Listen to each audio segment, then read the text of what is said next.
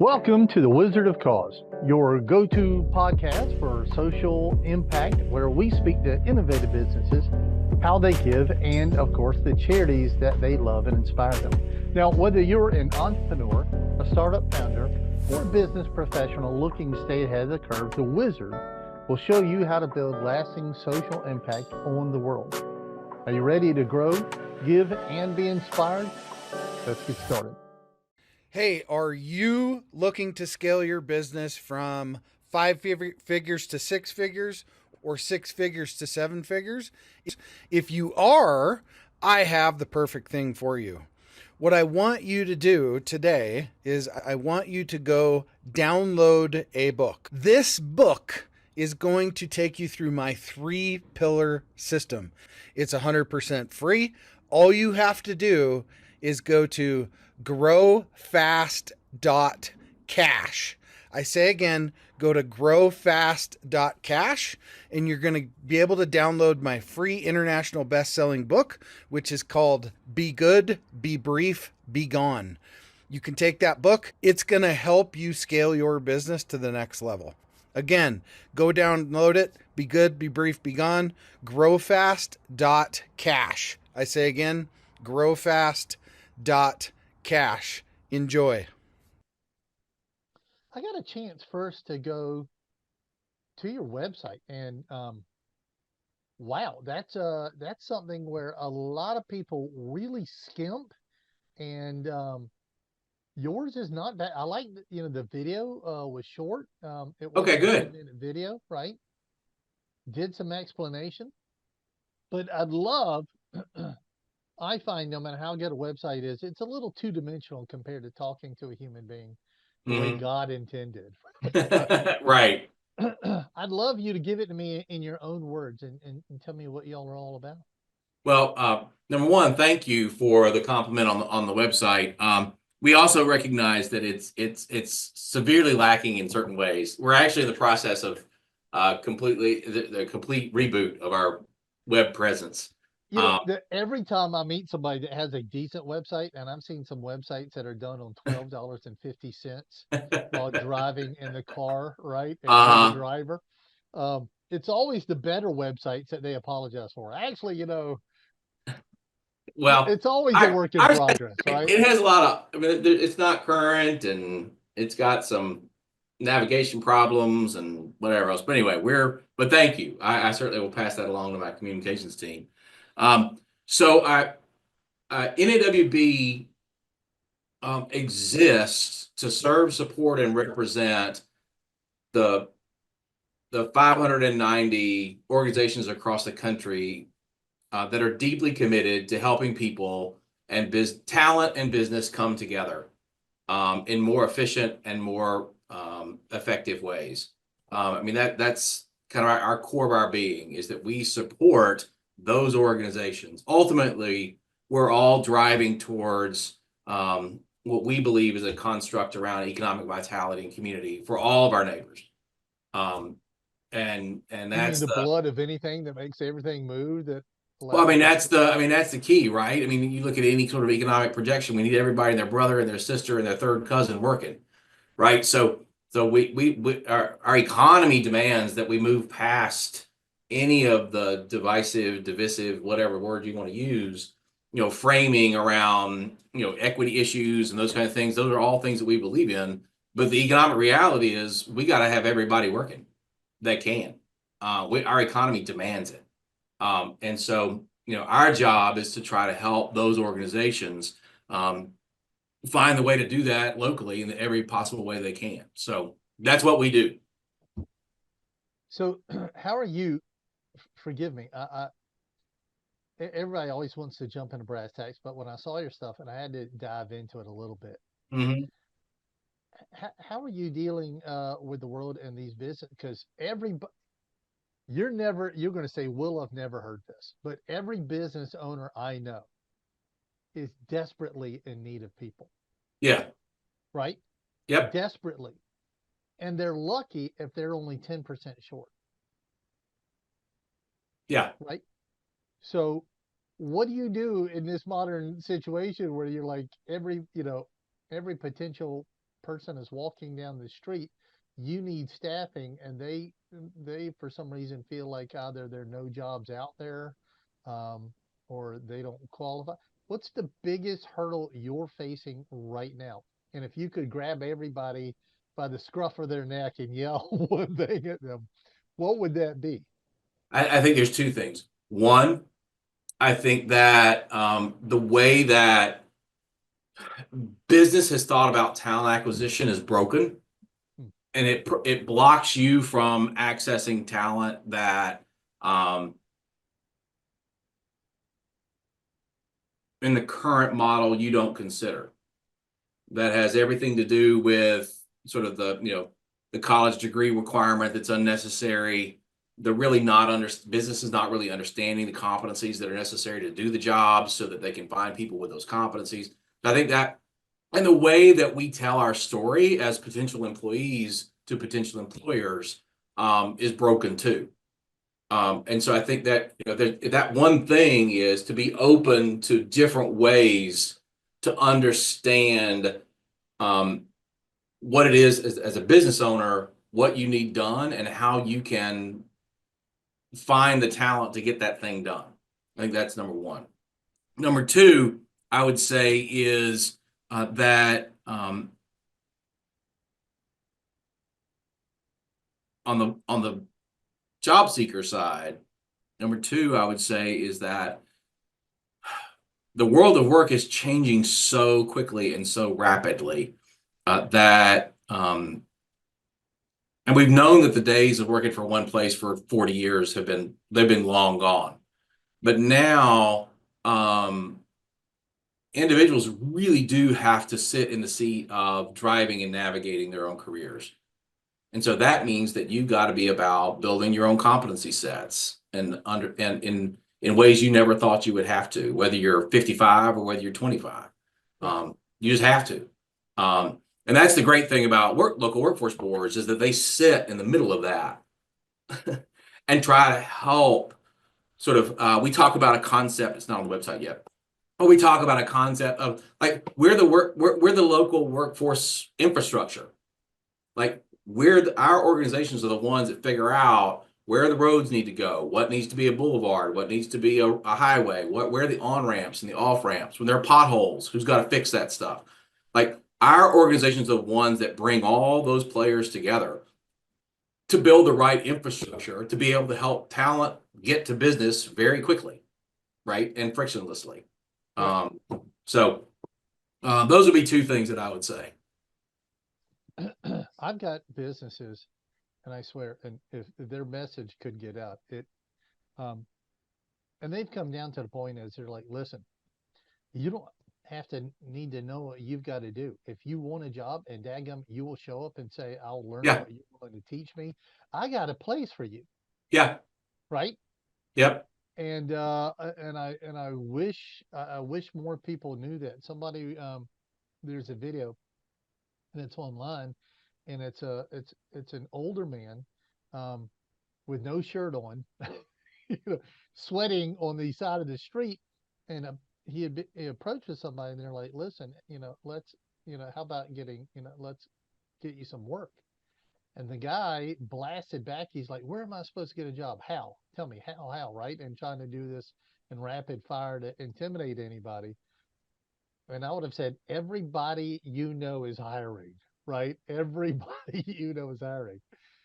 Wash that off, put a shirt on, comb your hair, go inside. If you go into 10 of these buildings that are willing to say, I will show up every day, I think 8 or 9 of them would hire you, would hire you. Yeah. They're just, I know there's a huge workforce out there. They're not very computer savvy, which is an odd thing to say nowadays. You're growing up, uh, people are on their phone nonstop. I think in a few years, we're going to evolve, and our neck is going to be at an angle from looking at our phone, right? Yeah. Um, but they're like, if you're willing to learn, we'll teach you, because in 2 or 3 days, inside of a week, you can be doing basic stuff, and then inside of a month, you'll Yep. be fairly competent, right? And you'll Yeah. have a paycheck. We're ready to do it. I appreciate the work you're doing. So let me ask you a question. I work with, and I know a lot of chambers, right? Mhm. And by the way, Brad, my sixth grade teacher would be so happy that I said chambers of commerce, not Right. chamber of commerces, right? You gotta, Exactly. it's fathers-in-law, not father-in-laws, right? That's how you make it Right. plural. Um, do you find yourself working, interacting with groups like chambers that most of the chambers I know also have there's 501c6. They also have a C3 on the side where they do job training, their own kind of universities, right? Yeah. Do y'all work with groups of this nature and Yeah. share information? Yeah. So interestingly enough, so on the ground, so in local communities, and where are you, Will? I'm sorry, Savannah, Georgia, if you couldn't Savannah. hear it in All my right. voice. That's all right. I mean, I understood you because I'm from Nashville. So, we got Not a that going. communication gap. I We, got we, it. I we got appreciate that it. part. But on the local organizations, they're called local workforce boards. And oftentimes local chambers of commerce sit on those local workforce boards. And conversely, the local workforce board will sort of be connected somehow in the governance structure in a local chamber. You'll sit on committees and blah blah blah. But so and what's nice about that relationship in communities is that by by by federal law, these local workforce boards have to be 51% private sector business composed.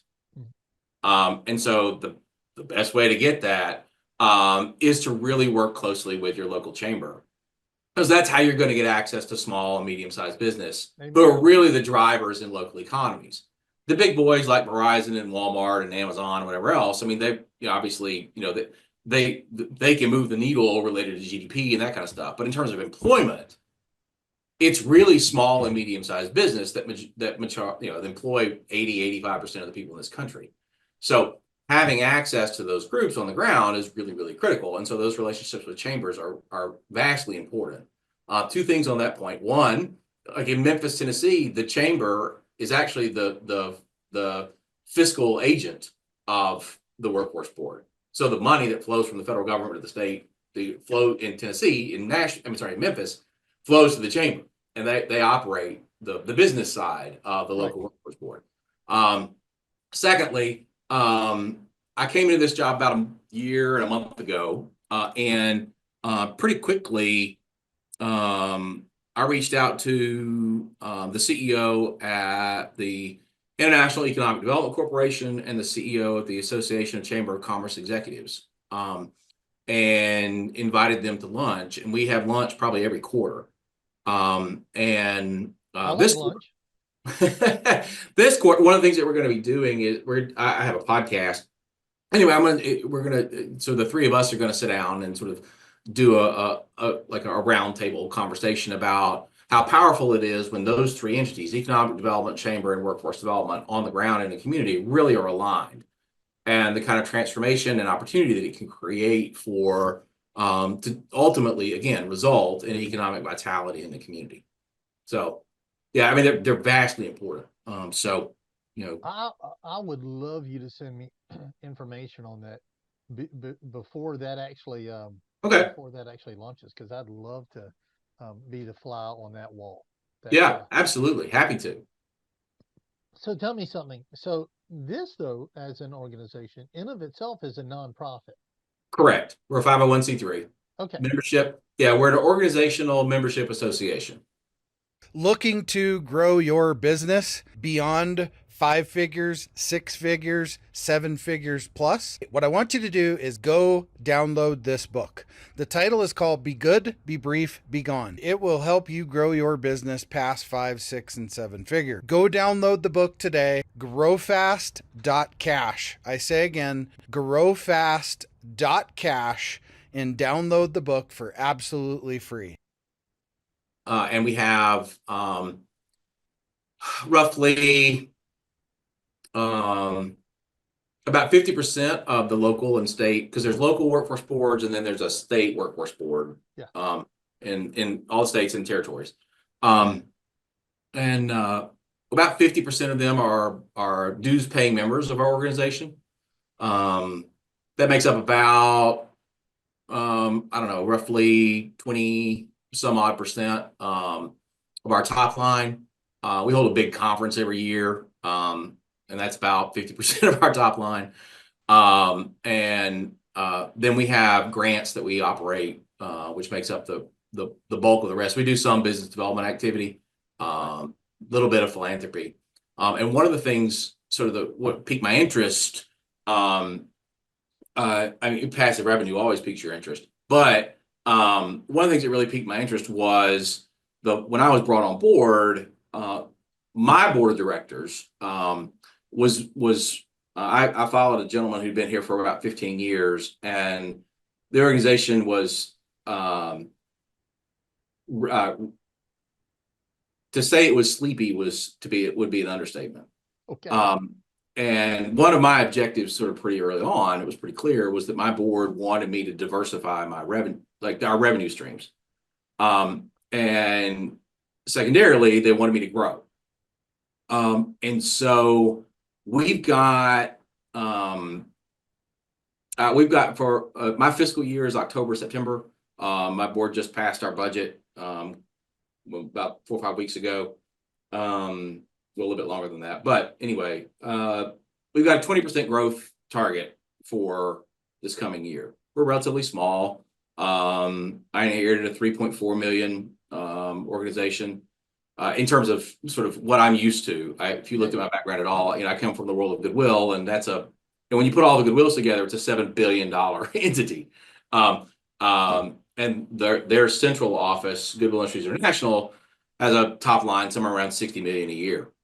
So I'm used to bigger structures. So anyway, we put on the table that we're going to be 4.2 million next year, and have an internal growth trajectory to try to get to 8 million in 3 years. And so I've got to find, even in the year and a month that I've been here, we've been able to grow the percentage of the pie that's non-dues and forum, my big conference. We've been able to grow that slice of the pie. So I need to figure out ways to continue to accelerate that growth and to add new revenue streams into the mix. Quite candidly, that in one of the value propositions that you put on the table is I need operating capital. Because if I go by grants, that's money in, money out, right? And so I'm about to widen your world. I'm about to. So yeah, I mean, it does. I mean, I can pull 10% out of a grant, but I don't have grants big enough right now that really make any difference. I talk bad about grants all the time, and they're good and they're meant to be good, but they become so restrictive. Yeah. What you can do, what you can't do. Yeah. They're good. They do some great work. I had a group, a small little group, and they have a food budget, and they got a grant. They gave them a grant for $36,000 in food. Mm-hmm. And they're like, our annual budget is not even $3,000 a year on food. And we can't spend a dime of it on electricity or staff or insurance. And so we don't know what to do. We're going to be buying lobster thermidor, right? Well, and doing banquets on the side of the road, because if not, we'll end up in Club Fed. And right. And we had another group, these poor people. They were having trouble making payroll, and they got a $10,000 grant, right? Conservative, little older women, and they jokingly said, we saw that $10,000 grant, and it looked like a frat house on Super Bowl Sunday. They were high-fiving and chest bumping. They didn't drink, or they would have been spraying each other with warm beer, right? And then one of them sat down and started weeping because she read it, and it said it can only be spent on windows. And they're like, those, when they could digest it, right? They felt, they could process it. They started laughing about it. They're like, we're going to want those windows in the winter when we have no heat and electricity, Yeah. And we're leaning over a candle. But one, thank you for taking a moment and just unpacking that with me. Right, a Yeah. lot of guys want to jump into brass tacks. Actually, if you don't mind, because I started asking, normally that takes about 5 minutes, and you and I spent more time on that. Sorry Um, about that. no, no, you've got so much meat on the plate, right? That Well, and that's yeah, and that it's one of those things where, like, I actually I'm really interested in your sort of how the model works and those kinds of things because, like, you know, I'm going to tell you, I'm I'm just going to, not I would I'm like to share a little bit of yeah this video with a business group, and they may clip that first little piece out and put it, because you're giving some answers to some questions that these business owners are hearing every day, and I'd yeah like to be put NAWB in front of a little bit of a wider audience. yeah. And if you don't mind that, I'd love to. No, I think that would be great. You know, I mean, it's I've always you know I didn't know there's such an organization, but it does my heart good, right? That's yeah. that we're Well, and the great thing about it too is even though I mean it operates underneath federal legislation, I mean it's a community driven entity at the bottom of it, right? It's fully, all fully, about at the end of the day, it's about the 500 and roughly 30 local workforce boards right. that are that wake up every day and think about where is our economy going? What's the talent the business needs? How do we help bring the right training entities together with the right funding sources to be able to build the talent pool that's necessary to support growth for, you know, for what it name local business acts, right? Like that's the core of what they do. And it's not sexy and it's not, it's not dogs that have been, left The outside for a day-to-day year. grind is And never sexy, but it's the most important thing that you I have to do, right? I mean, right. Right. it's whether you're And a dry cleaner or a car right, salesman or a Las Vegas casino, you got to get up and right. make it all run and Absolutely. staff it. And, and I'm a firm believer. I mean, I do this work because I believe in the power of work to change, to transform lives and communities, right? I also believe, and it's been said, well before me, right? The greatest social program that we could ever have is somebody to have a job that provides for Amen. themselves, right? Amen. That's how you solve housing. That's how you solve transportation. That's how you solve childcare. Is like if you get because the market and not to sort of go too far, like the market will rise to those things. It'll figure those things out, and if it just it corrects because people can afford a home and people can Right. afford a car and people can afford childcare and people can start their own childcare company. Let It's me just open that up for you in a way you might not have thought.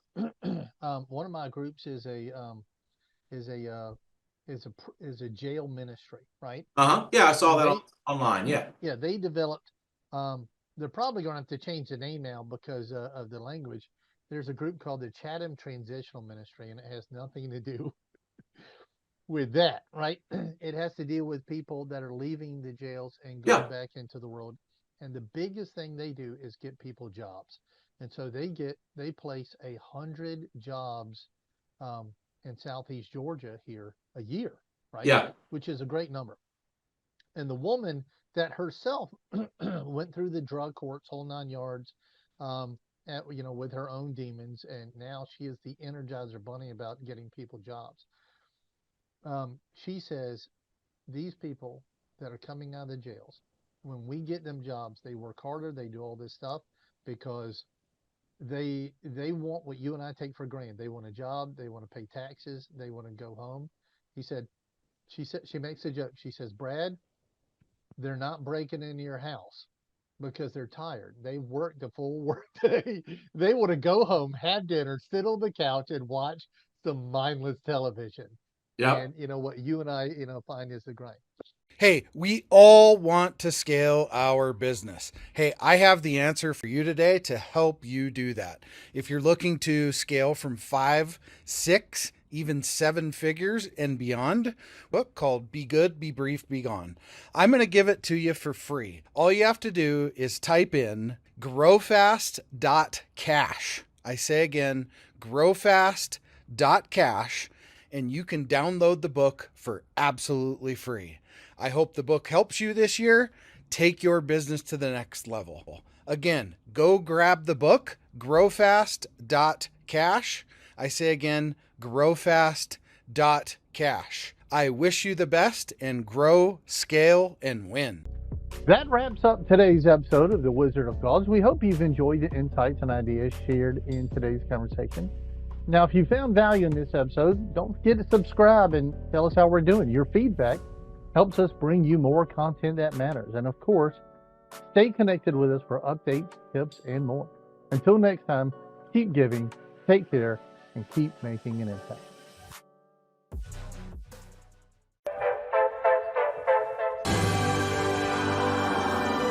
There it is. Magnum. Holy moly. Yeah, baby! That's what I've been waiting for! Dear God. It's beautiful.